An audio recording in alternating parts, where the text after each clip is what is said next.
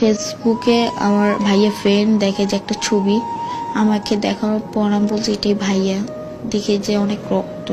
তারপর আমার ওইখানেই কান্নাকাটি করতেছি, বললাম যেটা কি হয়েছে আসলে ভাইয়া। তখন জানি না যে ভাইয়া নাই, আম্মু আমাকে বলে নাই যে তোমার ভাইয়া নাই, কেউ ফোন দিও জানায় নাই।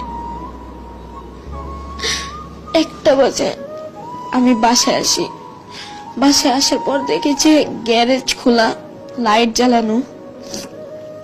আমি সবাইকে জিজ্ঞেস করতেছি কি হয়েছে, আমাকে সবাই জড়ায় ধরে কাঁদতেছে। আমি বলছি কি হয়েছে একটু বলো, আমাকে বলতেছে না। আমাকে উপরে 6 তলায় নিয়ে আসছে জোর করে এনে বলে কিচ্ছু হয় না, তুমি শো, তোমার ভাই আসতেছে। প্রায় 30 মিনিটের মতো শুয়ে আছি, হঠাৎ করে দেখি চিৎকার দিয়ে সবাই কাঁদতেছে। বারান্দায় যাওয়ার পর দেখি যে আম্মু সবাই ধরে আছে কাঁদতেছে। আমি নিচে যেয়ে দেখি কাপড়ে কাপড় পরে আছে আমার ভাইটা। আমাকে ভাইটার সামনে কেউ যাইতেও দিতেছে না।